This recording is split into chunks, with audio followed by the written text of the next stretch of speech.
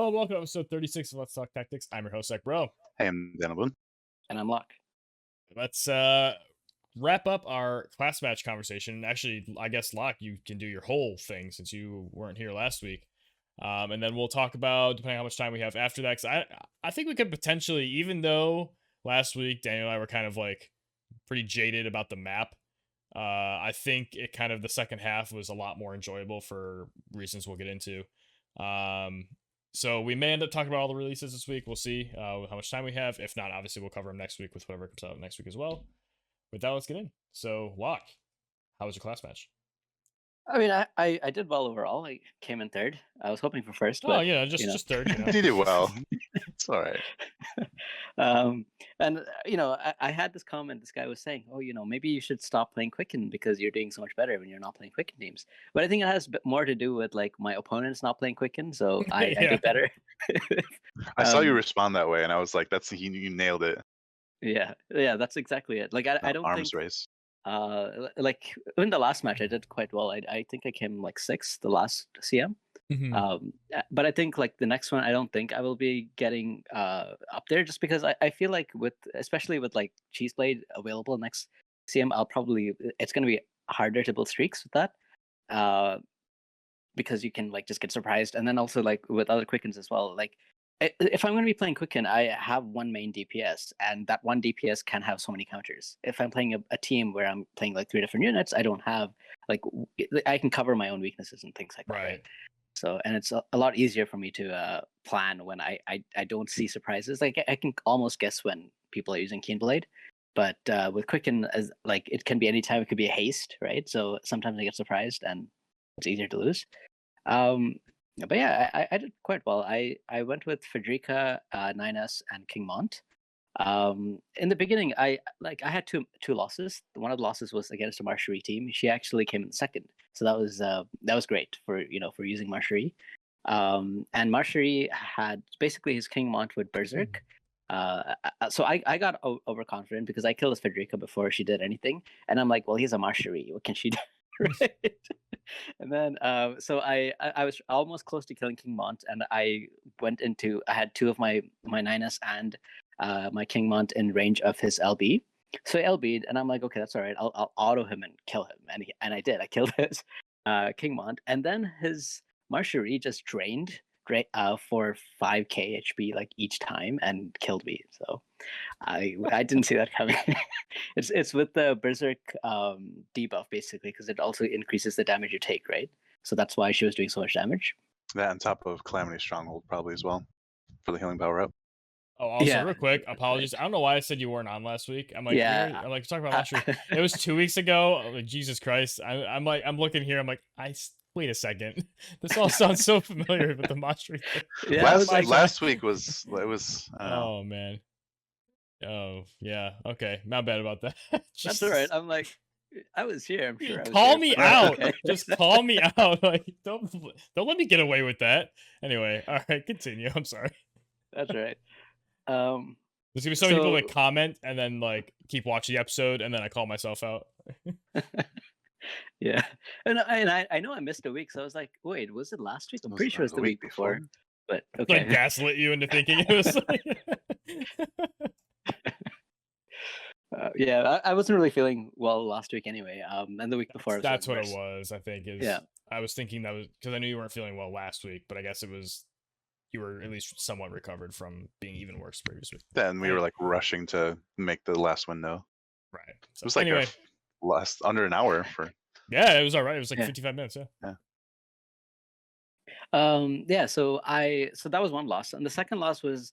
I mean, usually I've been trying to approach whenever I see these like camper teams, like other Frederica teams, because I'm assuming they don't want to. But there was one for some reason. I'm like he didn't move at all, and he just stood there, and I'm like. Is he really gonna do that? So I just had to stand there too, just to see what he would do, and he didn't move at all. So eventually, didn't use any abilities either, or just didn't move. He used abilities and didn't move. He just stood still, like completely from where he spawned. So I was like, okay. I mean, I guess I'll start approaching him, but as like instead of going like straight down, I went towards him because he was here and I was spawned here. So I was going this way, and he went the opposite way. So I'm like, okay, what do I do?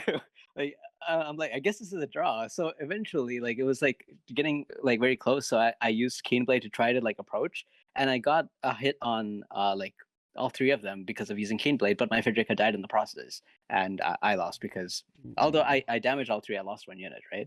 Right. Um, so those are my two losses. But after that, I was like, I'm like, I'm sure I'm gonna keep seeing these like units that just don't want to move towards you or run away.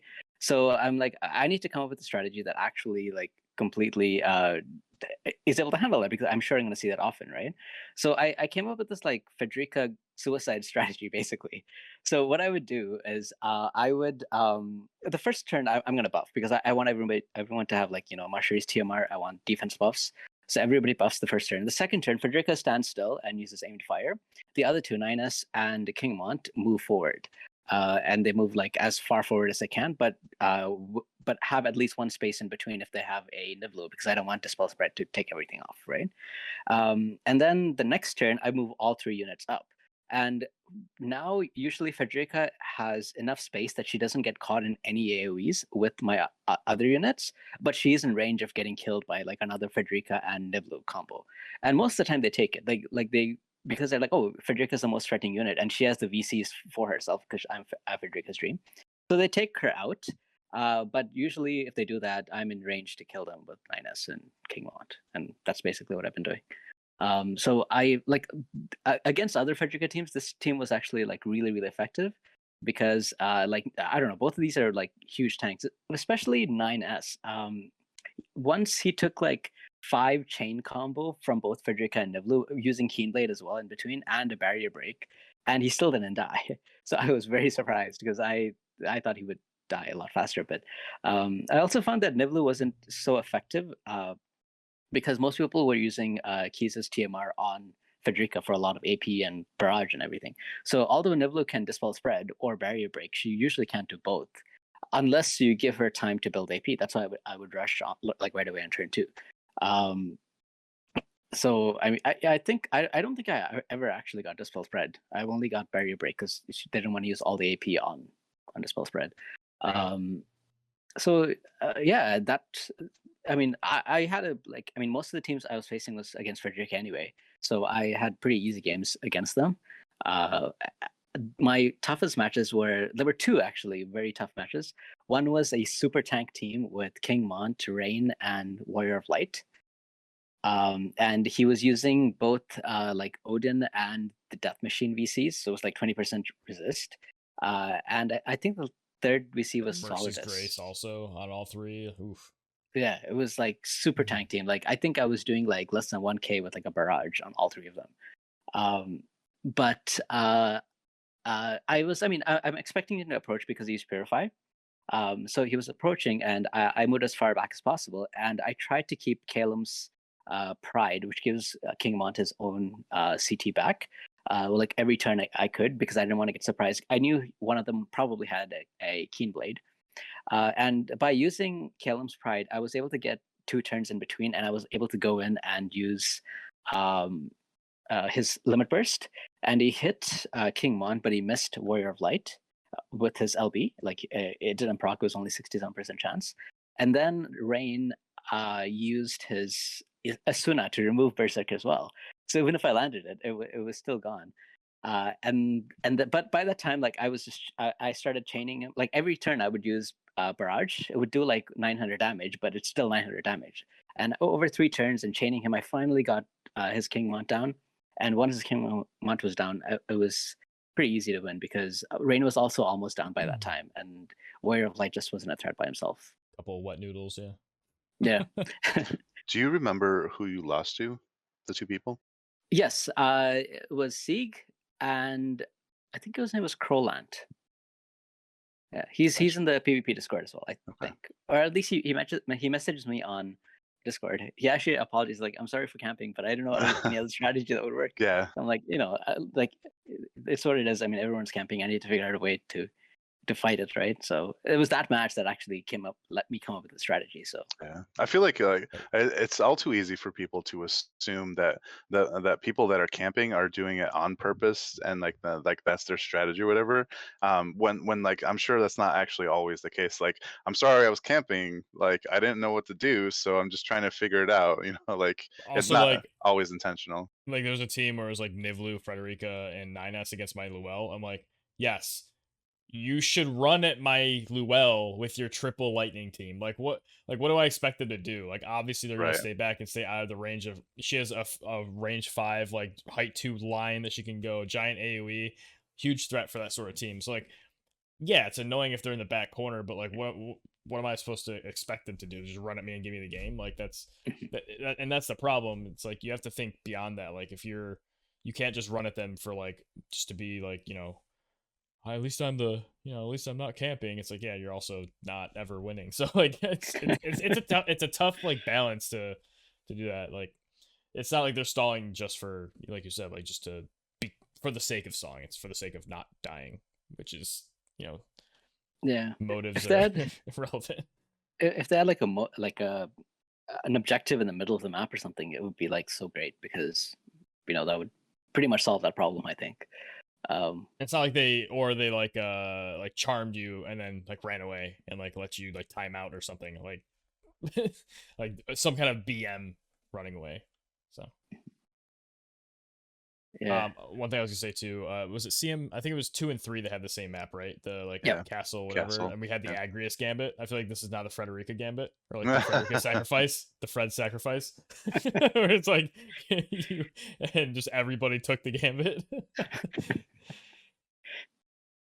yeah. But even like I mean, you can't really like I think even if it's not really a gambit because if they leave Frederica alive, she will just kill the team anyway. So there isn't really Yeah. much they could do, just the way I designed it, right? Like they can try, and a lot of people have tried like hitting King Mont or 9S, and they're doing like 500, 600 damage, right? So it'll take some time to kill while they can two-shot Frederica. So they usually take that. If they don't and somehow focus one of them down, they still have the other one to deal with and Frederica from the back, and neither of them are going to be And close to God each other. forbid you reflex one of those 2 shots. Seems Yeah. great. And then I think like one of my other harder matches was against a player called Garyon. I don't know if he's in the PvP Discord or not, but he had this Yeah, he's great good. team with Black Rose Helena and who was Garvel and King Mont. And right away, like the first turn, Black Rose Helena uses zombie TMR, and Garvel uses what did he use? The Marshall's TMR on all 3. And King Mont uses Mercy's Grace. So I tried like running up to Barrage to see how much damage I do, and I do like less than 1k on all of them, including Black Rose Helena and Garvel. And I'm like, I'm sure they're gonna one-shot me, especially my Frederica if they get in range. So I'm like, this is gonna be a tough match. So like I started in the corner and I could see like I know his King Mont probably had Keenblade, so I always tried to play around that. So when I saw the 3 of them clump, like they could clump together in the next move, like I would just Keenblade preemptively, and then I started separating my unit. So I moved Frederica all the way to the left, and I left both like the other 2 not in range of each other, and I always kept also having Kalem's Pride up all the time as well. Like every turn I would use Kalem. Well, I can only do 2 turns, but after 3 turns, I mean, usually people have done enough damage, right?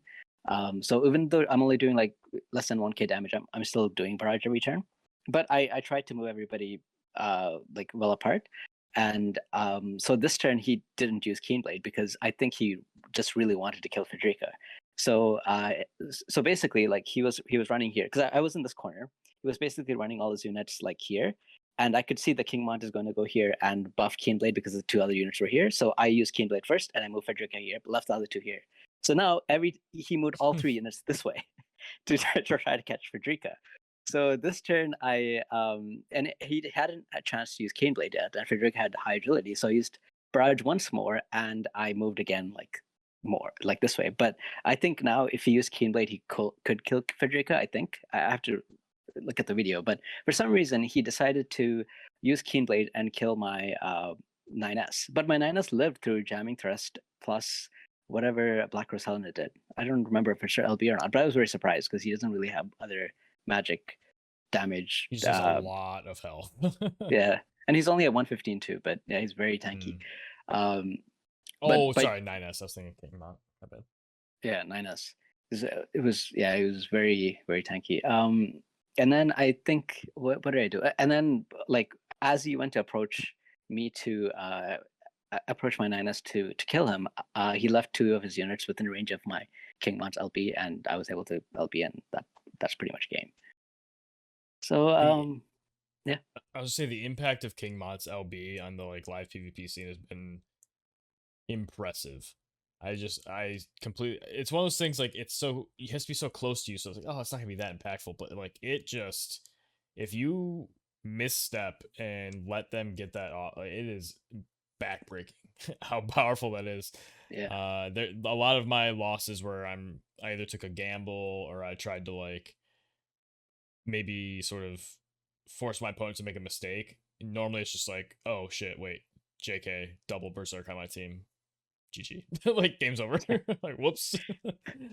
So many berserks. And then the exact other way too. Like if I eventually, we'll talk about this later, but I switched to King Mont later in the CM, and then I did the same thing to people. I'm like, walk up LB. Yeah, same. People still aren't used to that. Yeah, and I think because he has Calum's pride, it makes it just even more difficult to deal with, because he can like regain his CT and get that double turn without Keyblade as well. So he just has a very impressive kit basically. Yeah. But yeah, I think those are all like the matches that like really stood out. I mean, there were some other matches, but like the first half of the CM, I don't recall much. I don't even record anything because I was really out of it. So I feel you. I mean, that's how it was.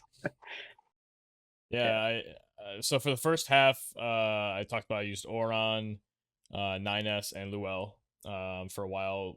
Like you were talking about earlier, where you kind of cover your own weaknesses. I really liked the element combination and the damage combinations in that team, because I had all kinds of variety, whether it was strike or magic from Luel, also magic scaling for both of those. I had like slash and pierce from 9S. I had slash and strike again from Oron. So like there's all this like interwoven sort of synergy, while also having going across multiple types. And it was a lot of fun, and I it was basically just deathballing people, like run forward, just constantly buffing defense, do my thing. But eventually, I told everybody that I wanted to use Mish this CM, especially because the map, excuse me, I wasn't as motivated to like really, like I'm gonna try to win. I'm not gonna like be stupid and like throw away wins on purpose, but I wanted to kind of explore more and like try new things and have a little like more fun than just like really stressing myself out. So eventually I put on my stream, I'm like, next time I lose, we're switching to Mish. And I was on like a 10 or 11, I think I was on a 10 streak, and I finally got snapped on, I think it was Sunday night. Yeah, I think it was Sunday night. So my 5th game was my first Mish game. And I ended up on Mish. The first match I used Gilgamesh, but I swapped that out and went to King Mont instead. And then Luel. So that was my team for the rest of the class match. And I won that first match. I think I got like an auto opponent or something. It wasn't anything like special. But man, the next day I 5-0'd. The next day after that, I won like 2 more before picking up a loss. I think I picked up like 2 losses that next day, like pretty bad. And then the third day I went 4-1. Like it actually kind of worked. I was also using Keenblade. Obviously not using Eldira to do like the cheese blade combo, like where no one gets turns, but like it was kind of in the middle of the game, sort of the value Keenblade.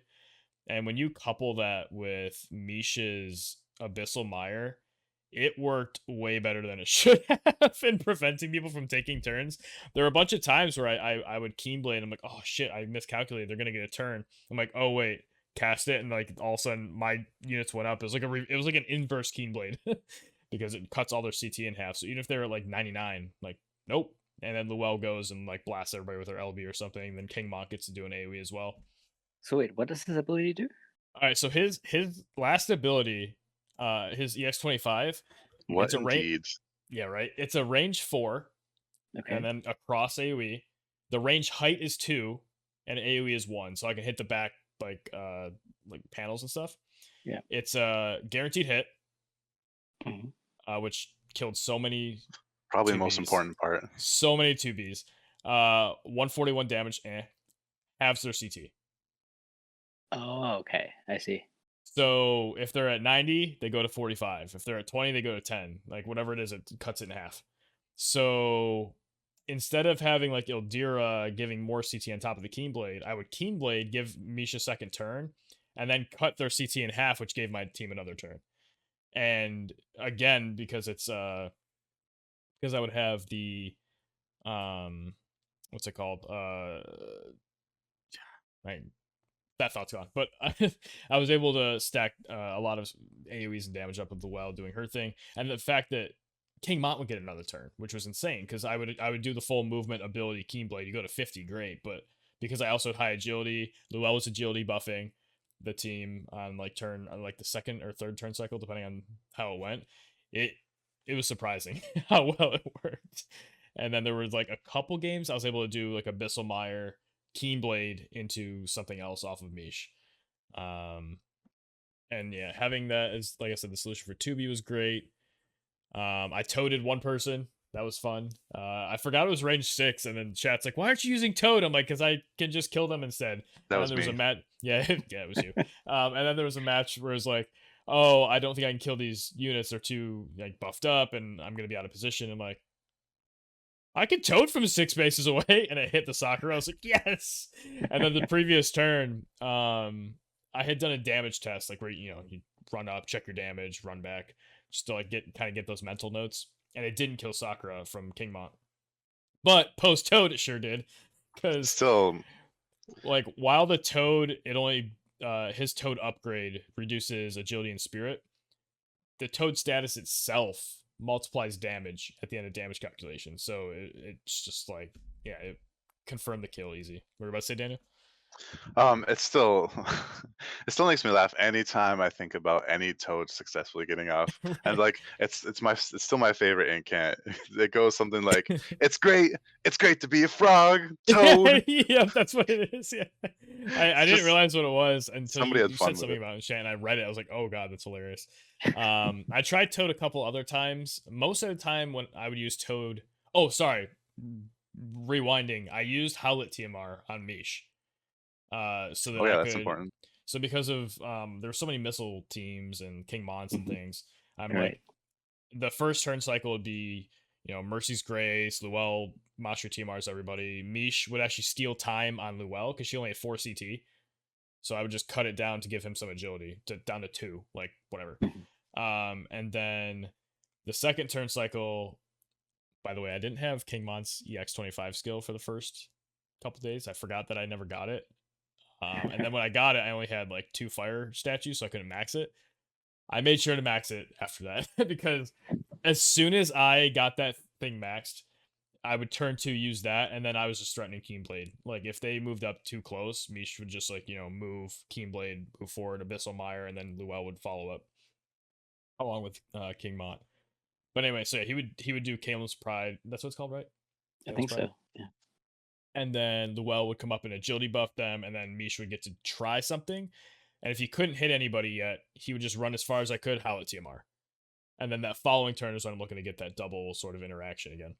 And it was surprising, but the teams that had like double caster, like Yuna, Black Rose Helena, Garvel, all those, that's when I went on Toad duty because Mish, because of the Howlet TMR only blocking physical, I didn't Yep. want to switch to Sakura TMR or Sakura, Salir TMR. A, because I didn't have it yet, and B, because it's far more often I would have to deal with a ranger hitting me from like 9 spaces than a mage hitting me from like 6 or 7 or something. So I just kind of weighed those sort of the opportunity cost there and just went with the physical one. But yeah, against those teams that were a lot more magic based, Toad was what I kind of went to. Or I don't think I ever did like Steel Vision or Steel Time, especially because there's so many sure hits out there. But usually it was, did Toad hit? No. Oh, Misha's dead. But I mean, that's That's how it is basically sometimes. But sometimes Mont would just follow up and be like, all right, Berserk 2 of them, and then I win anyway. And then the well, comes up. Like there's actually one game where I couldn't figure out, there was a unit I couldn't kill. I think it was a Black Rose Helena. because she just had a ton of magic resist the way they were built, and Mont wasn't doing a lot of damage, and I was concerned about her. I forget. I don't know if I hit a status or something, but I ended up being able to AP drain in Fettering Orb, AP drain in Fettering Orb, and I like drained her her bar of AP, so she couldn't do anything even if she survived that second orb. So that was pretty cool. But yeah, it was a wild run. There's a lot of like interesting niche plays I could like gush about, but really it was just a lot of fun. Like it was really fun using. It's been such a like long time coming. I've been talking about Mish and hyping him up and saying he has all these interesting abilities, and I'm excited to use him. I'm not surprised I had the balls to like use him because I knew I was going to, but at the same time, I'm like, my competitive side was like, do you really have to use him in the class match, or can you wait until free matches? Yeah. I'm like, nah. Do you take that handicap? Right. I mean, there's some argument to be made that it's not really a handicap because if you play well and whatever, and I was shocked sometimes at how effective that Abyssal Mire was. Like the fact that it has the range height too was critical in some games. I would just hit people out, like the ranges were at the top and like expecting him to not be in range. I was like, take no turns. Luell did some work. Again, her biggest weakness again is just this magic damage. If I was ever against a team that had magic damage, I eventually switched her to having the Dalmia coat, it's called, right? The one that gives magic and has like 18 spirit. And that helped her live a couple, like she could live like one major hit from a Yuna or a Black Rose Helena, but not much past that. So it definitely wasn't the most balanced team in the world, but it was still a lot of fun. I think so. If I can use double quicken in the next class match, I think I'm 100% playing double quicken Mish and just gonna like Toad and Abyssal Mire and stack all these things up with each other. But I'm gonna make sure the other two units, depending on the cost limitations, hopefully it's like Niv'Lu Gilgamesh, like so that they are actually the ones that can convert into doing damage after he either dies or sets up my other units having turns after the double quicken and the Abyssal Mire control. So we'll see how that goes. Pretty excited. Probably Gilgamesh because he uses Keen Blade. You can still. Oh, true. Yeah, I can actually Keen Blade on that. Yeah, man. So the Keen Blade, I didn't feel as bad because I didn't have quicken access and I'm using Mish. Like, no, yeah, it's an interesting. Feel free to criticize me for using Keen Blade with a Mish. Like, let's have that argument. No, that's actually. Oh, sorry. I was waiting. Oh no, I was gonna say. But if I have double quicken and Keen Blade, even without Ildira, I'm like, I can see some arguments where it's like I'm kind of going against what I stand for in terms of hating Cheeseblade. But again, it's not the Ildira. Like the whole point of not liking Keen Blade is the fact it happens turn one, there's no counterplay. Whereas this with double quicken, as we say, I mean, you usually at least get one turn cycle and you can split your units or do something to prevent it. So anyway, what were you gonna say? Well, so like Keen Blade in itself isn't like cheesy. It's like a trap card or whatever. Like like you fell for my trap card or whatever. Exactly. My trap card, yeah, whatever. So like just CT manipulation, like in like a single turn or whatever by itself. It's not broken or overpowered. It's like getting two quickens at a time that makes it like worse, right? Or like the plus 110 CT from like the Cheese Blade combo on turn one, and that's. And don't get me wrong. I wish Quicken had some kind of diminishing return where you couldn't do two in a row or something. Yeah. Like I wish that was a thing. Or like plus 50 instead of plus 100, or like topping it out.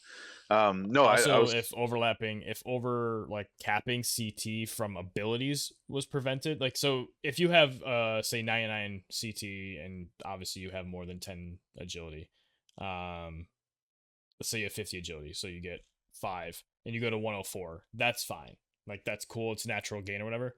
But if abilities that gain CT capped you at 100 and didn't overcap you, I think that would be a good improvement too. But yeah, that would probably work. That would cut down on the ridiculousness of the combo, I guess. Yeah, it doesn't like disrupt the natural progression of turns, right for units that are about to go or whatever. No, it's an interesting like alternative CT manipulation, I don't know, quote unquote combo, because like you said, the inverse Keen Blade, like the AoE steal time guaranteed hit, I hesitate to say it, but it kind of makes Mish a powerhouse as long as you can support him on the team. He dealt Like, like 5.7k to some units yeah, too, like, and he only and had 1100 magic only. only, But yeah, yeah, I nowadays. mean these days it's he only had 1100. He didn't have his magic passive. I was using focus so that everything was instant. Yeah. Or one tick. So I Yeah, actually did exactly. learn if someone has 100 CT and you cast, they actually take their turn first. Which was annoying a couple times because I wasn't able to do what I wanted to do. Yeah. Mish But died. yeah, Mish died. Or how it or something. Yeah, I think those were turns where I'm like, all right, we're gonna do this and then run way over here. So if they want to kill the Mish, they can. Most people did not respect the Mish though. There were, I think, on the It's last true. day, people went for the Mish, but like on the first few, I had someone run past him to go like hit my Yeah. like Luell or something. I'm like, idiot. It's like, take your turns. Gotta respect the Mish. Or I hit like a berserk or something. But yeah, like you gotta respect him. Like he's gonna just smack you. Yeah. Well, yeah, that's the thing, and then that's why, especially in the PvP environment, like War of the Visions, like live PvP, like knowledge of your opponent and like what they're capable of is so important. And in other games where it's like kind of like a war environment, like scouting like your opponent's like position and movements and stuff, and like what they're capable of is like one of the key things to winning the battle and gaining the advantage and stuff like that. And I really like how um, there's aspects of that in War of the Visions PvP. Because like if you don't know what a unit is capable of, especially if it's like a new banner unit or like an old ass like a R rated that has like a new R-rated. yeah Oh yeah. R-rated. Oh man, perfect name of a video. Mish R-rated or whatever, like Yeah. the R-rated CM, something like Yeah. that. R-rated. Oh man. So yeah. So like that's a cool thing. I think we've covered this before, but like the like X upgrades for like these little known units, it can be an advantage in and of itself. Like people are like, the fuck are you using that for? And to their disadvantage or laments later on.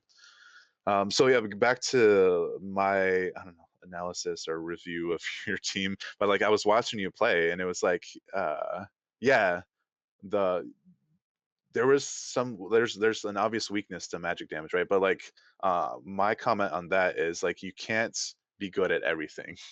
So like we're expecting to run into like, all these gunner teams, whatever, and if you run into a magic team, maybe you lose, it's fine, whatever. But like the majority of the time, you can expect to run into Maybe like these you physical teams. lose, whatever, it's fine.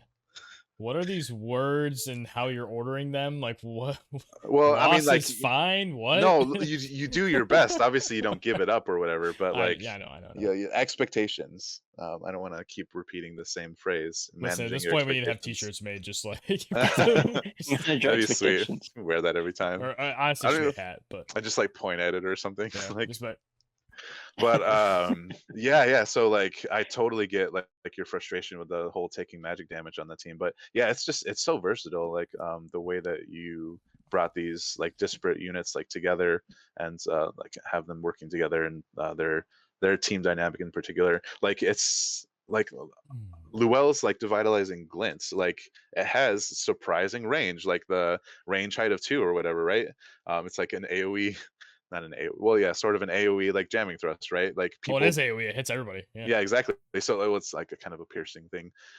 sure.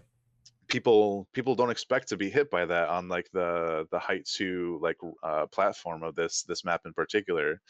Because like I guess people don't really use Luell that much, and a lot more people are fighting, I don't know, mirror gunner matches or whatever. So yeah, I think yeah, it was a really impressive team, and I'm glad that you had fun with it. So two things. One, I would say that like I'm not allowed to be frustrated about it because I chose to have that weakness on the team, and Yeah. so like I'm accepting that that's my weak matchup, and that it's gonna happen maybe even like 30 to 40% of my games. Like Checks and there's balances. somebody with magic, whether it be a single Black Rose Helena, a single Yuna, or both, or like a random Garvel was on like some dark team or something. They got melted because they decided that. Oh no, that was a different evasion team. There was a team that was like 2B, Venera, and Shadowlynx, and Shadowlynx went evasion buff. Yeah, I remember Venera that. went evasion buff, and then 2B was like boom, teleport for resist. I'm like, It just melted. Mish? It's just they all died. Well, 2 of them died, and then I finished the other one. But the other thing I was gonna say is there's something to be said for, okay, I understand people don't take Mish seriously as a unit necessarily, like at first glance. But if your opponent in Diamond Masters has a Mish on their team There's a reason. and you don't know what the unit does, kill the unit.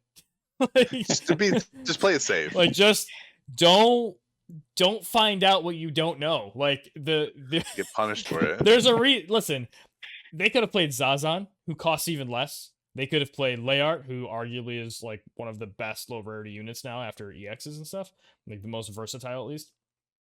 I played Mish. Like there's something happening here that, again, if you don't know what the abilities do, you don't know what the upgrades are, you don't have War of the Visions calc open while you play like some of us do, you better just kill him. Just kill the unknown, and then back up from the other two and rethink your plan out now that it's a 3v2. For everyone that walked by me, I'm like, all right, man, find out. Do your thing. Deal.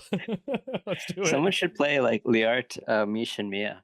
Just because, dude, I was so close to doing Layart Mish as like just the only thing is I couldn't think of a third unit that would round them out enough. Although I did consider doing Yuna with those two, so I could re-raise on one, zombie TMR and like another one, and just have like an annoying re-raise full life bullshit thing, and they're just doing their annoying CC and time control. The only problem is the agility's pretty not great. I think I got him up to like 87, but he had an agility item. I think I ended up with it was either sandals or the little like robot thing. Bahamut. There was an agility card on the team. I think I had Scion on King Mon. So like Thief Lore. I did everything I could to get him agility. He still was only at like 79, I think, before Affinity. So it's like that's a lot of work to get to 79 agility. Let alone Layart's not really high up there. Yuna's actually not super duper fast, especially if I wasn't gonna have Bahamut on her. So yeah, it would have been one of those things I'd been a little worried about that. But and I've always said like that's Mish's like worst weakness is his base agility of 36. Yeah. Or like all of his negative like 35 resistances. Oh, or negative 25 across the board and then 0 on magic. Like could have at least given him like 15% magic resist or something. But nope, negative 25 across the board. Oh, by the way, negative 5% to charm. Fun fact. So guaranteed charm if you're 97 on 97. But yeah, definitely a liability, but definitely also a lot of fun. Again, actually, the move 4 is super good for him too. That does help a lot. Yeah. For a low agility unit to have that extra movement to sort of make up for that, and with their positioning, does matter a lot. Especially when technically a threat range is 10 with Toad. The Toad, range 6 and move 4. Not that it's a guaranteed hit or anything. It was like a 48 on the best of times, but yeah. And also, I think maybe it's not only just like underestimating these unfamiliar units. I think part of it, especially in this class match in particular, is just I don't know the term, but it's kind of like class match fatigue, where like you start to just not care. And like I kind of I kind of got hit by that too. Like I didn't even hit like top 100 this time because like I think it was like Thursday or something. I was like one of the only times I streamed. I was running on like 2 hours of sleep, and I just went 0 and 5, and that was like the first time I've ever went like 0 and 5. So like it's gonna stand out to me. Like this is as bad as I can do. This is rock bottom. I hit rock bottom, I guess.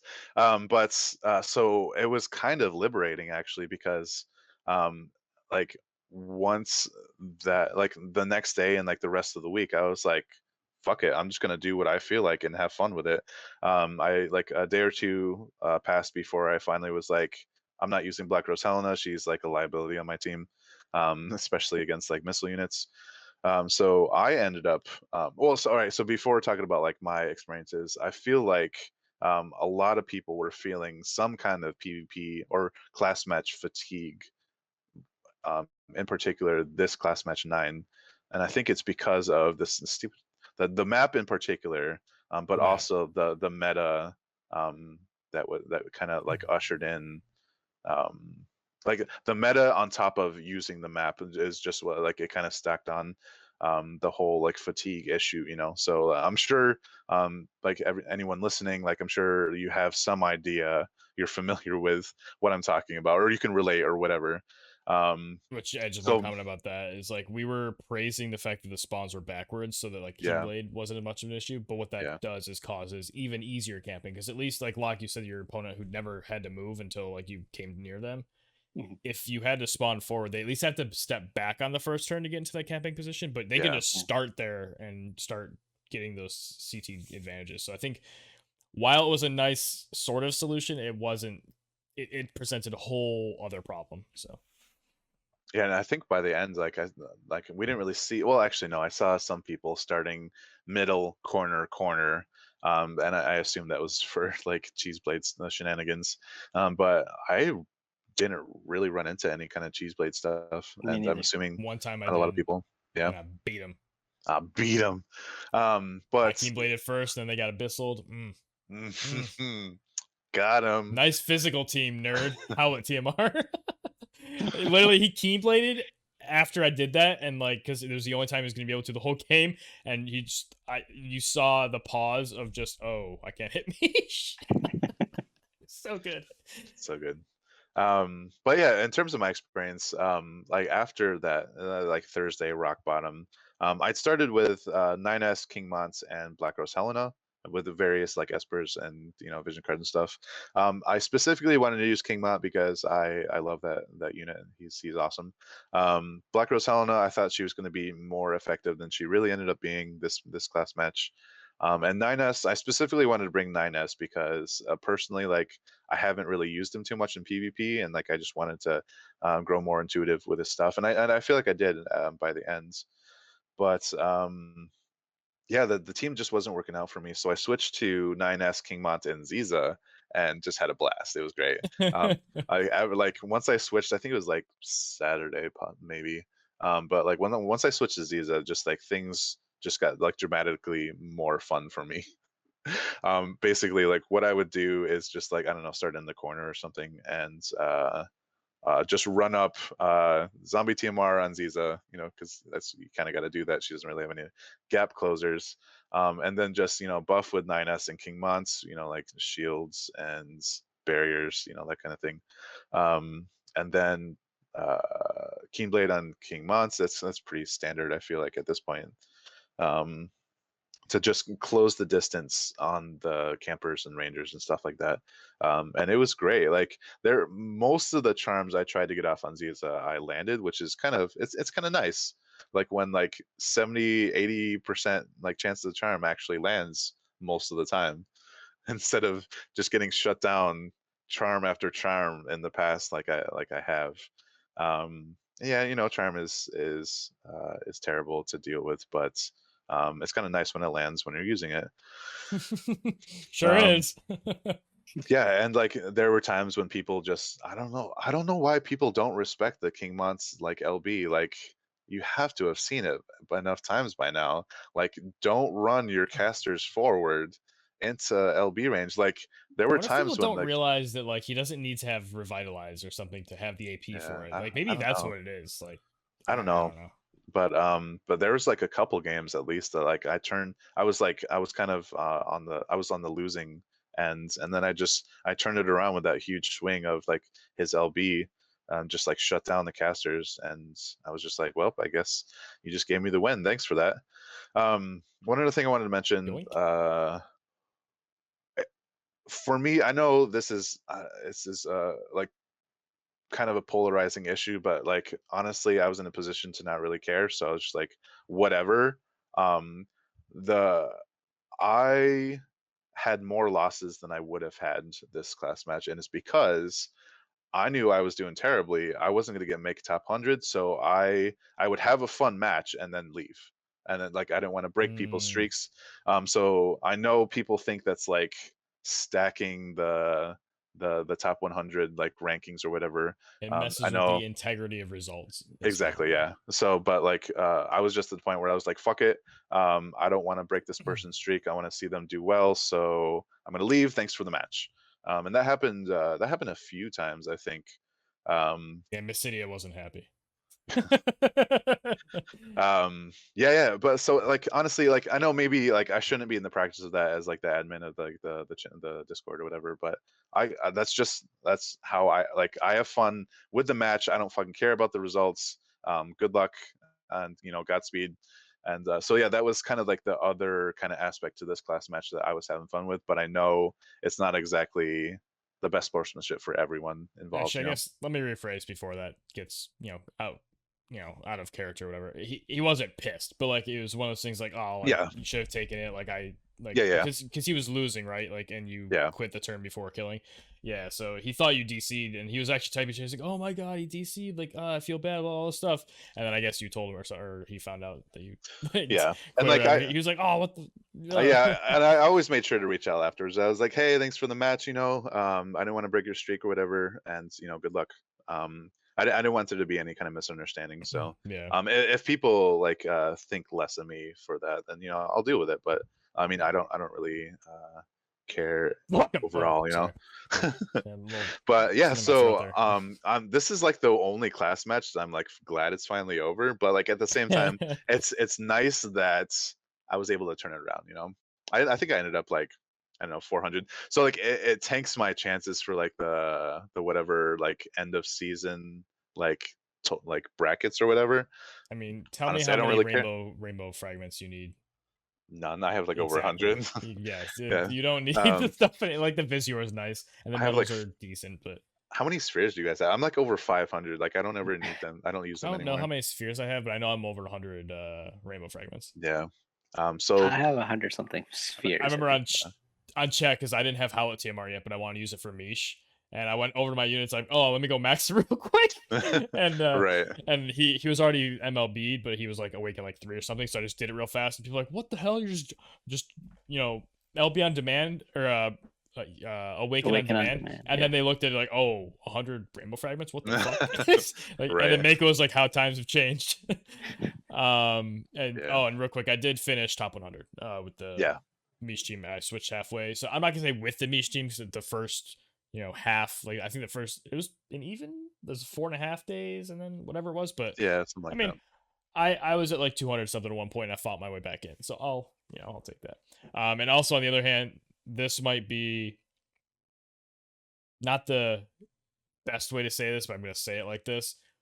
If you're quitting against people, the results of people in the 4 to 500s on the second half of the CM probably don't matter.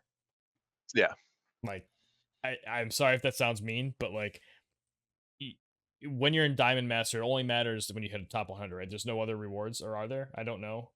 No, like once you're lower than 100, it's just you're in Diamond Master, yeah. And like if someone's still there and like days, 5, 6, 5, maybe you can climb your way in. But if you're in like 6, 7, 8, and you're in like the 500s, like that one, it's not gonna change anything. So I'm like, I don't want to break somebody's streak when it's not gonna net me anything. So if you're against a top player, maybe, or if you're against a player in like the top 10 and you can see, then I can see people complaining like, oh well, maybe this guy wouldn't, they didn't earn it in the same way. But when you're below 100, you have really no realistic prospect of making 100, whatever. Like, and like I could have if I remember correctly, I could have made it back into top 100 if I didn't use that practice. I just defended you, and now you're. I know, but like I don't like. I'm just saying, like I don't care still. Yeah, but I appreciate that. But I think we're looking at one more class match of this season, and then there's like whatever JP did like after. Yeah, like the first season, I think we're looking at class match 11. I don't think there was a class match 12. I think there was like a end of class match season 1 like qualifier or some shit. I don't know. We'll see what happens. Stupid audio tournament thing. I don't know. But like I know there's at least one more class match of this season, and then we'll keep you guys updated with whatever happens as soon as we know more. What else was I heard for the season, basically they reset the rewards so you can regain like your Diamond Master, like we start back in bronze. Yeah, we all start bronze, and they also they changed the tiers, so it's a lot harder to hit Diamond Master. Nice. Yeah, I pinned it. It's a pinned message on one of the channels in the Discord. Yeah, that's good. Like it takes you, like you can't get back into Diamond Master from Diamond 1 for like 3 days. and that's 3 days of winning. Like it's like nine wins until you can get So back it's an in. actual grind. That's Yeah, it's interesting. It's like 300 points or something. wait. But did they introduce resets where you can play more than 5 a day? No, I don't know, but we haven't Okay. heard. We haven't I seen don't that. think so. I'm Yeah. like, as long as they don't do that, it's Yeah. fine. Exactly. Yeah. Like, make it harder, but oh, Um, by the way, you can like you get 3 pot refreshes today. It's like, no. But yeah, I'm trying to think of anything else to talk about this class match in particular. Do you guys have any final thoughts? um. Well, not particularly about this one, but as you were saying, like, this was the one that you took it kind of easy, and then you just played what you liked. It's kind of similar to what I did with like the class match right after the anniversary when Titus was released. I was like, yeah, I don't really care about this one. I'm just gonna figure out Yeah, how to and use Titus. coast. And yeah, nah, I lost a lot, but eventually I found something that worked with him, and then it was fun. But yeah, and I don't know where I hit. I think I was at like 400 something, and then I was just shy of top 100 like after. So I think it is. I think it's still possible to maybe make the top 100. You would have within to win 4. out completely, I think, Yeah, to you have really to. get Yeah, there. And it I mean, depends it's on the possible, but it's hard. I Yeah. guess, it yeah. depends on the saturation of players too, like how many people are in Diamond Master at the time. And everybody in the top, I guess, could lose. They could all match, like pair down. Everybody loses 5. You only gain, and you sure. But Yeah. all right, let me And rephrase. If you're at 400, you don't matter. No, I'm just kidding. this Because we well, all something else- started Terrible. like we all started in the thousands anyway. Whatever.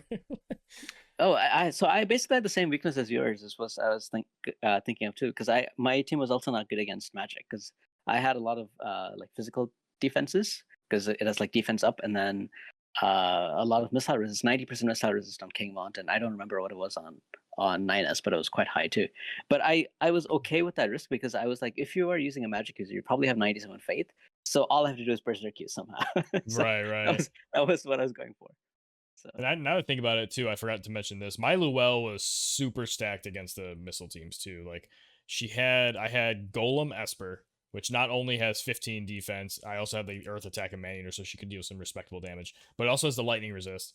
Then I equipped Ramu VC, which has bestowed lightning resist on top of her being an Earth unit with innate lightning resist. And then she had like 50 or like I think after getting like any sort of defense buff, she was at like 50 or 60 defense. So it was super resistant. And then Mashri team on top of that, she was taking like 400 damage, 500, 600 damage from like barrages and stuff. It's pretty great. And then King Mont, if I really wanted to, I could get the missile buff, on like the second turn cycle to help with that off Nightblade and yeah, just adding to that weakness. It's like, all right, I'll crush these missile teams and just melt against the magic ones. Hopefully I can hit Berserk. But I had a lot of contingencies that I never used. Like I had a lot of accuracy buffs on 9S, but I only faced like one evasion team ever in the entire CM. And I had what did I have? I had Death Machine Esper for charm resist, but I never nobody even attempted to charm me. So I don't think I faced anybody with charm. Or if I did, they didn't use charm, they used something else. I faced a single layer. A single layer. Just Yeah, spammed the right, charm that's arrow. right. Just Yeah, spammed it. I faced a Lear too, and I was okay with that because I knew that then she has 0% chance to hit King Mont with charm and slow and stop as well because he has innate stop. How about you, Daniel? Did you face other charmers or evasion? No. Wait, does I King Mont have charmers? He doesn't have charmers. Oh, but it's Death Machine. Death Machine. Oh, Yeah, right, Death right, Machine. right, That's I didn't have to worry about any charm. No, like people basically weren't. I mean, that I fought against at least weren't like trying to use charm at all. I didn't see any Victoria, which I'm kind of surprised about. Like as a kind of missile resistant kind of unit, True. one Yeah. of them. And good against 9S. Or I mixed up their names so much. 2B. 2B, yeah, 'Cause it's exactly. With the when ice she has a element. sneak attack, and yeah. Yeah. So yeah, kind of surprising to not see Victoria in particular. I didn't really. I was like the. It was nice to not have to like do a mirror charm match, but I did see quite a few evade teams. but it wasn't full evade. Like every unit wasn't evade, so it was nice. Hmm. Like it was nice charming like the Tidus that would like taunting blade the 2B and like they'd have to deal with it. But I think probably like half of the evade teams I ran into were like auto. I saw. I'm not gonna say I saw quite a few auto, but I saw um, some amount of auto teams like the last few days, and I feel like that's part of like people just getting it out of the way. They don't care anymore, or whatever. Sure, Um, sure. but it was interesting with the manual evade teams that I ran into. Like it wasn't like previous CMs where like I had to really work my ass off to like try to get off a Doom or something on 2B or something. There wasn't anything like that, and I feel like maybe part of that was because of using 9S and King Mons on like both. They were both on Nightblade. I tried using Ninja sub on King Mon, but it just didn't end up being necessary. Um, so like accuracy wasn't as much of an issue this time around with those two. Like I would obviously like when you're using Ziza, like the opponents like they want to get rid of the charmer, right? So I was able to position 9S and King Mons in a way that helped them like flank or come from behind. So yeah, evasion wasn't as much of an issue with me, despite having like no guaranteed hits on my team. So yeah, that felt kind of nice. Thanks for Dude, bringing that up. the amount of times that my Mont dodged something with no Yeah, that evasion was built was ridiculous. silly. Like it was only 3 or 4 times, but that's 3 or 4 times more than it should have ever happened. I was not built whatsoever with luck, no Yeah, evasion.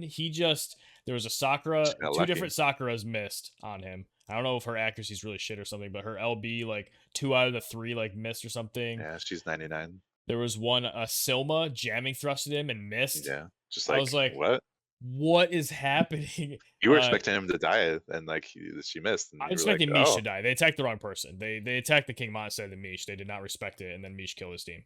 But that was another time where there's like whatever. And then Luell's like, all right, cool, one shot your Soma and move on. But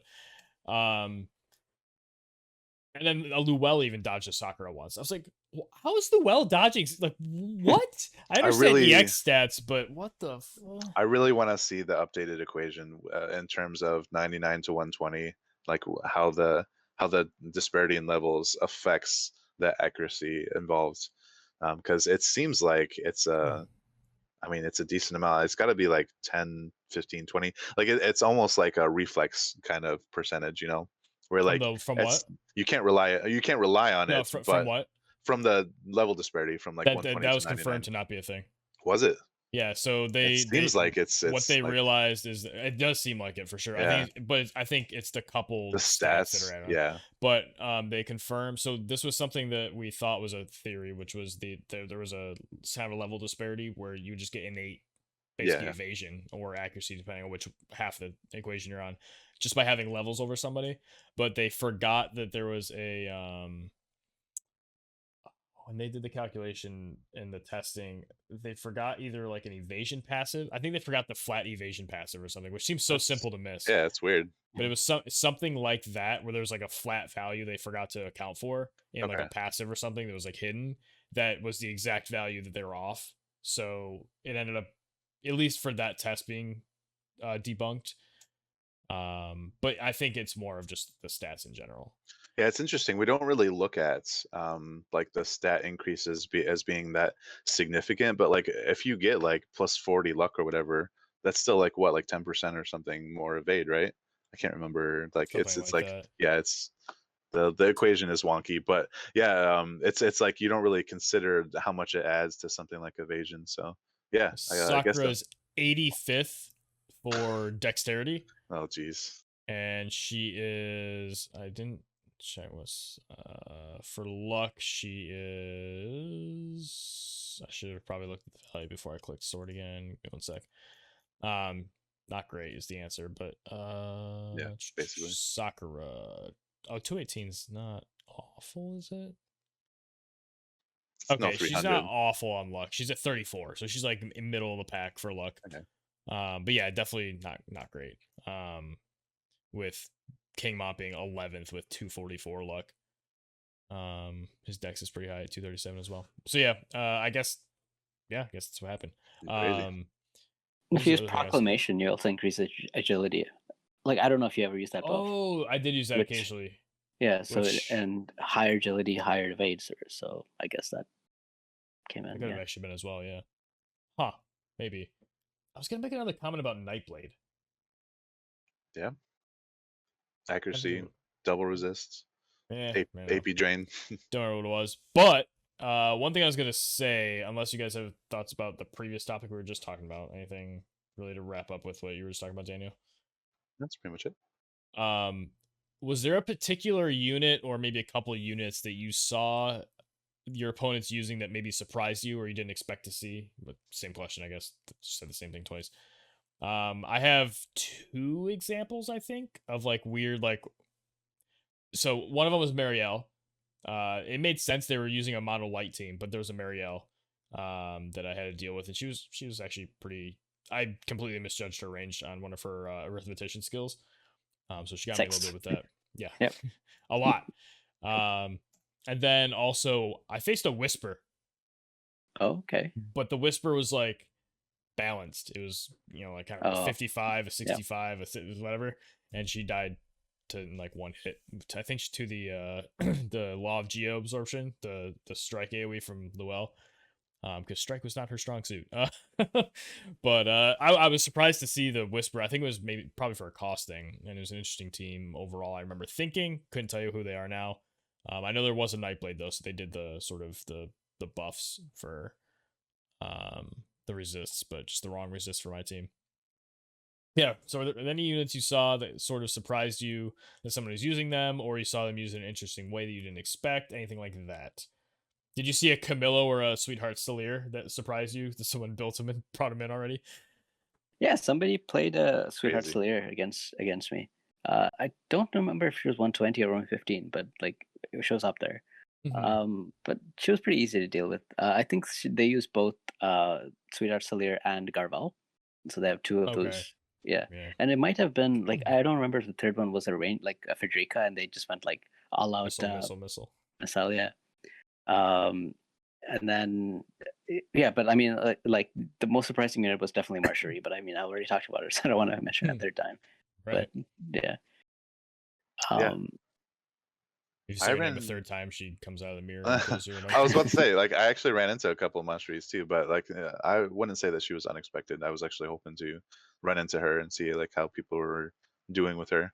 I ran into a Christmas Marjorie, I believe, once. And a Kane as well, and I was surprised and a little gratified to see these different units in the current meta, but I didn't see anything like Sid or Elda or Delita or anything like way off chart, from current expectations.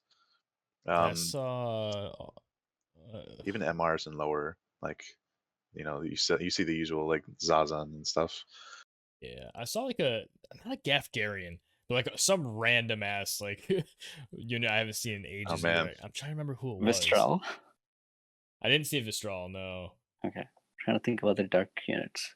I don't Mistral's light. Actually. Sorry, I'm having so many thoughts like so fast, and I'm just losing. I'm like, come back. The previous thought before the next. Oh no, thought. Was it Little Leela by any chance? I did face 2 Little Leelas. Yeah, really interesting. No, not like Halloween Little Leela, but actual Little Leela. Oh no, Halloween Little Leela. Okay. Halloween, no. The real. I saw a couple. Oh, I faced a Nasha. That's the one I remember. Yeah. She was tanky, dude. Like she had 800 attack, like 50 like or 60 70 defense, ridiculousness, like 9,000 health. Like she was stacked. She's an MR Engelbert. It was insane. Is she faster than Engelbert? Actually, I think it's around the same. Is it really? That's actually hilarious to me. But yeah, that was the other one that I'd forgotten about, but remembering now. She has 1 more agility than him now because I'm assuming because of EX. 49 versus 48. 40 times 50. Oh, good lord. Anyway, yeah. So any more details you guys want to add to the class match? I ran into 1 or 2 winner Victorias, and I wasn't surprised. I think it was more because of the mono water. But at the same time, it's like the cojones of these people like running mono water with all the lightning going around. I think I saw I was 2. God damn. She Yeah, I died saw to someone Mish try too. Yeah. in 1 hit. Really? Water dying to fire in 1 hit? I don't remember if she has negative. Oh shit! Never mind. It probably was the well. Damn it! I'm like, I know I killed her in 1 hit with magic, and I was like, what the hell are you doing? And it wasn't with like a big skill. Yeah. Okay. Fuck. Maybe it was the well. Oh man. Yeah, I saw a couple. I don't know. For me, like I saw a lot of Niv'Lus, but it's usually very easy to take out Niv'Lus with Federica. So I was surprised that as many people are playing Niv'Lu because, as I said, like I didn't think she had as much to add because of the lack of AP generating. So I mean, you remove one barrier, I guess, but I mean, might as well. Like to me, I think it would make more sense to bring like Selma. I think she would have had a lot more impact than bringing Niv'Lu. So Almost terrifying. yeah, that would like if I see Niv'Lu, I like a Niv'Lu Federica, I would rush right away with the strategy I talked about. If I see like Niv'Lu, if I see Federica Selma, then I have to pause a bit because like Selma can actually do a lot of damage to like my front line that I'm trying to attack with. And that's so I remember this was the reason why I lost the other match because it was like Federica, Niv'Lu, and Selma. So it was hard for me to actually approach because if I approached as well, I would die, right? So that's why that happened. What do you think if they put the bells on Niv'Lu though? Like, and just have Frederica do her buff thing and like sharpshooter and do like the smaller skills and not like barraging?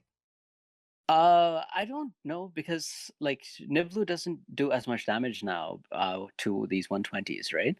Um, and like so like if you're fighting my King Mont and your Frederica only can do like 2 hits because you have limited AP, your Niv'Lu would deal with like a 65% missile resist King Mont because he doesn't like you can remove the 25% missile buff, but he still has 65% missile, right? Fair. And I don't think she just does enough damage before he gets into range and does his LB. Like I think Frederica works because she has a 40% missile pen now. Yeah, fair enough. But I saw one Venera. Like I wasn't really. I mean, I didn't know too many people using her, but I saw one, and she was on double gunner subs with 2 other like gunners to do triple gunner chains. So that was interesting. I know That was one the of only my one I've seen. guildies, I think it might have been Mysidia, faced somebody who used Keenblade and Carbuncle Summon for the CT up? Or Carbuncle card? Which one gives CT up? I forget. The vision card, yeah. The vision card, yeah. So they Ability. used that as like a different form of like Keenblade CT manipulation, which I thought was really cool and makes me really want the card. I don't have the Esper or the card. Same. Yeah, me neither. It's a Carbuncle in terms of the Esper. The Vision card is amazing, like the ability in particular. But the Esper is a nice replacement for Bahamut. Actually, it's a a few lower agility, but like it's a light Esper with like light attack and stuff. That could have been my secret. I don't have it, but I could have put it on Luel and then cast it on Mish and then had him immune to physical and oh no. I don't know if I would have been able to generate that fast, but like I mean, she does have she has the evocation gauge boost, so I mean there might have been ways. I mean, even if it was like Mish auto attacking Mont, like that level of cheese, like, to build up the Esper gauge. Maybe next CM, like we're expecting like evocation up 1+100% or whatever. Are we? Yeah, that's the next CM. Oh, sick. Yeah. Also though, I was just thinking if Mont was dodging like actual units, having Mish try to auto attack him probably would not have worked.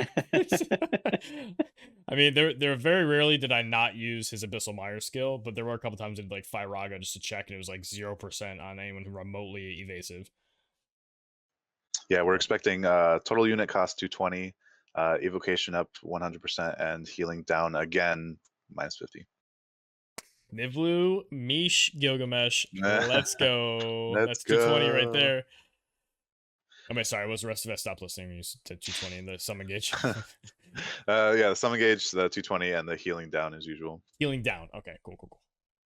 That's an interesting one for them to continue to carry through. Like, I feel like they would carry like CT manipulation restrictions more than healing down, especially when they want to sort of have magic unit. Like, I'm surprised they didn't like push Helena for this one, and then like which would naturally maybe go to Luna and like other magic units. in which case you want healing to be effective so that they feel better. But I It appreciate the is. balancing though. It is always an interesting exercise to like analyze and speculate on what they were intending with these things, Or if they were intending. if anything. I will say having both of my like non-niche, like my other units, doing whether it was 9S and Luel or King Lot and Luel, being able to lifesteal with their abilities was actually pretty big sometimes, because the Law of Geo doing, based on the AoE damage dealt she absorbs, and then the Nightblade Drain Rush. that thing, yep. Yeah. Were pretty impactful in a couple different games where it gave me the edge to not die on the next hit, and then I ended up like winning those games or whatever else. So healing, the whole 50% down thing, for anybody who doesn't know, it like compounds. So if like I have 50% healing down and you do too, and I target you with a heal, it's like 50%, and then that's reduced further. It doesn't go down to 0. It seems like there's a hard cap, and it's exactly 10%. Tested through other means, but if you lifesteal, all you're doing is the damage. You're healing yourself based on damage dealt. There's no like target to it, so you actually do only get that 50% cut. So you get, if you're gonna heal 2,000, you heal 1,000 instead. So or if you're gonna drain from Mashari, you still get the healing power and stuff. Yeah, exactly. So I still had a couple bullshit Yunas heal for like 3.7k. I'm like, whatever, man. Like, you got it.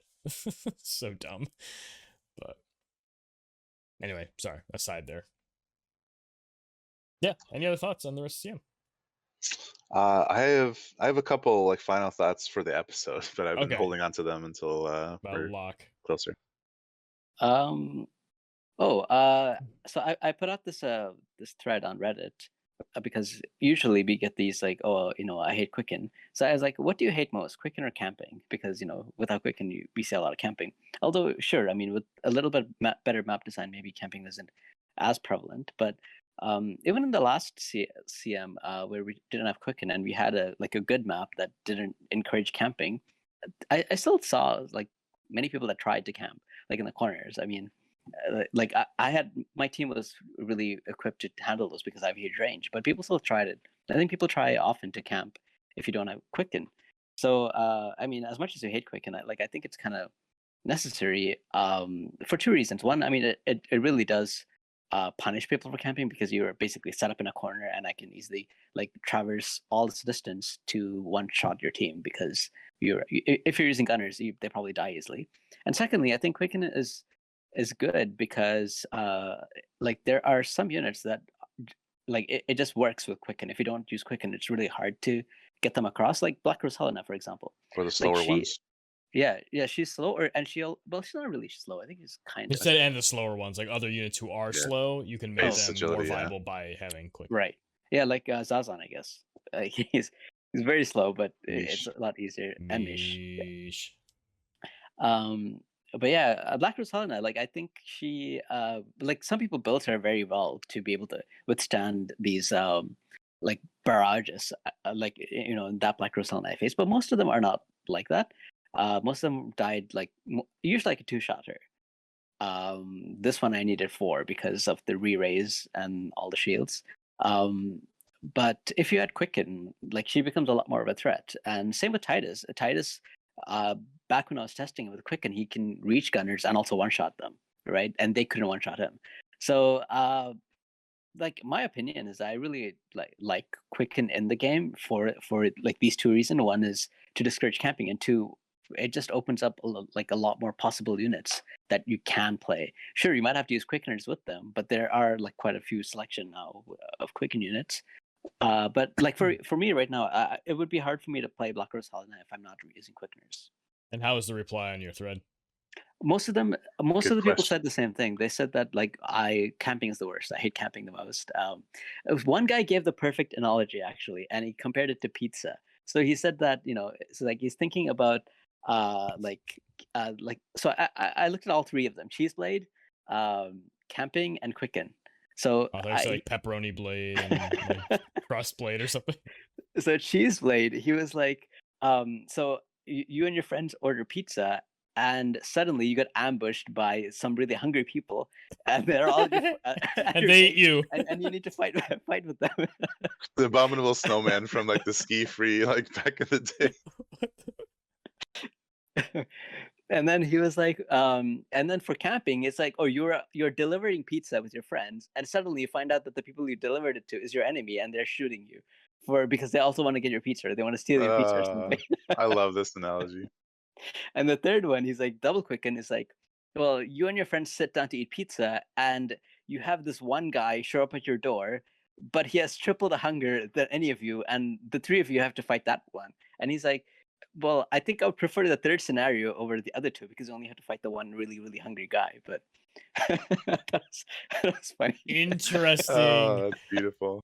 I was thinking it was going to be like camping's like you're delivering a pizza and then you found out the person moved or some shit or like something weird like that. It's like, but one really hungry guy. I imagine the memes where it's like set up like, you know, what would win in a fight? 3 rugged men or 1 hungry boy, or like those. Are you smarter than a 5th grader? Oh man. Anyway, But that's quite the. but yeah, I mean, I think, and a lot of people said like the reasons they didn't like camping, they were saying that like if I'm gonna lose, I would rather lose earlier than drag the match out for 20 minutes. That was one, and the second one was like it's the most boring kind of way to play. Like at least with Quicken, there are some counter plays and whatever. I don't know. And then like Winnie gave wrote a comment too, and he said that well, Cheeseblade, first of all, it's just like it's just really hard to play against. Like if you spawn in the wrong spot and they Cheeseblade you can't do anything because you don't get a turn. But then he was saying, Quicken against Quicken. Like if you're playing a double Quicken team and they're playing a double Quicken team, it's quite a fun match because you can use double Quicken defensively or you can use it offensively, and then there's all these mind games of who Quickens when, right? Are you using haste or Quicken? Both of the players are willing to play that kind of a match, and that's why it's fun. Yeah. So he was saying that's like those are like really fun games that he's played with Quicken, and like I think like every time I've played him and we were both using double Quicken teams, he's always won because he has a lot more experience with it. And what did he say about camping? I think he said I don't remember what he said about it, but I think he said it was kind of boring. But like he was using transpositions to get around camping. Like he would use Niv'Lu with transposition and then move her back after she shoots an arrow so that they can't shoot back, and then now they have to approach to do damage or they lose. That's cute.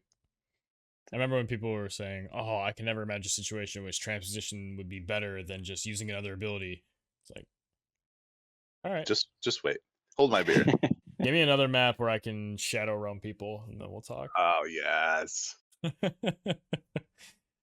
Oh man, what a first class match that was.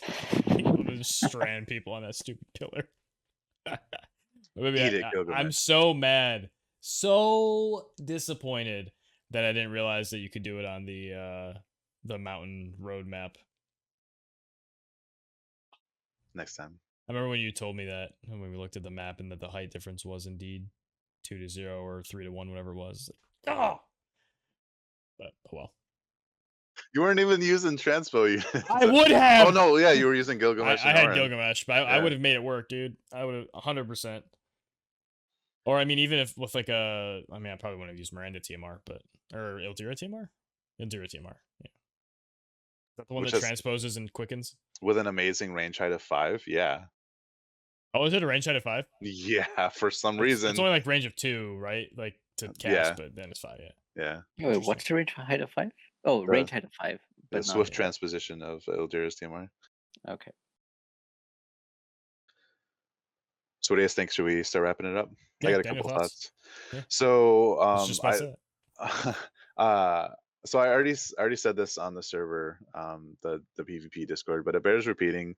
Congrats to not just Locke but Sieg and Leald. It was a really close top 3 in terms of points, and we don't really often see that. Sometimes, I mean, like, I don't want to say usually, but like often we see like the first place is like, just got more lucky ahead with like streaks. Yeah. But so this was really close, like 3-way. Also, wait, wasn't there a tie for third? Didn't you tie for third, Locke? No. Did you? No, Sieg beat me by 4 points. No, Sieg did, but someone else tied you, right? Did they? I don't remember. I I didn't think check you that. were I just... actually in the fourth didn't. slot. I think somebody else was. Oh, for real? You were Okay. tied for Oh, points. I remember what? thinking like it was crazy. You had Oh. exactly the same amount of points. I don't remember who the name was. I can try Oh, to I look gotta it go up check that out. while you're talking. Maybe I Okay. looked at the. Maybe I looked too early or something. But to me, it just looked like the top 3, and then there's like everyone else. But yeah. So congrats for anyone listening. If anyone knows who Leald is, give them a GG from us. Because obviously they played well. They made it to the top 1. That's pretty much wrapping up that thought. The second thought was in terms of the near future. I wanted to specifically talk about Frostbite, but before I get to that, it bears mentioning that. So next week we're expecting some kind of like Dwayne was released in Japan around the JP schedule. Like Dwayne was released next week for them. So it's going to be interesting to see like is there going to be like a Dwayne Freyevia kind of mix happening? Is Freyevia going to get her X? Are they ready to do that yet? We'll see what happens next week, right? We'll see what happens next week. But the following week is Whisper, Kuri, and Severo. And it's important to mention, I know like there's some like hardcore Whisper fans, but Kuri is the first one to have like as a unit to have the Frostbite skill. And I just wanted to make sure to mention to anyone listening that um, if you weren't aware, he gets like I think Frostbite is on his barrage, I guess. But basically what it does is it shuts down AP gain. So it's the first way besides killing somebody to basically entirely negates like something like the bells effect, the AP refresh. Like if they are frostbit and they have any kind of AP refresh, you basically get 0. So it's interesting, and I think in terms of class match, I'm almost positive it's going to have the same effect for AP crystals. So I'm curious to see if we see any ex Kuris dealing with the whole like AP crystal situation, the whole using bells if they don't have the AP crystals Hit against. me. Hi. Right, I'll probably right. do it. So real quick, yeah. Tadluos, Tadluos, Tadluos was tied with Locke for 3rd place. Oh shit. Okay, cool. Alright. Yeah, he broke my streak in like a recent class match, so he's kind of on my radar as like a player at the top of his game right now. Also Garion, like you mentioned, Locke. But yeah, so those were the 2 things I wanted to mention. Frostbite is on the horizon. Also, like we don't have to worry about it until like after I guess the Final Fantasy VII remake hits, but like eventually OG Victoria gets her X, and she gets like a leap strike that also applies Frostbite. So that's gonna be cool. And I know you like OG Victoria is a favorite unit of yours, Prodigy. So that's cool to see.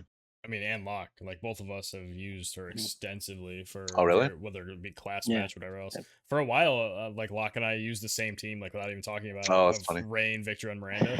Like that was like the OG. Like that was the first time I got a team. It was like this is the team. Until something happens with the game, this is the team. The dream It team. was so good.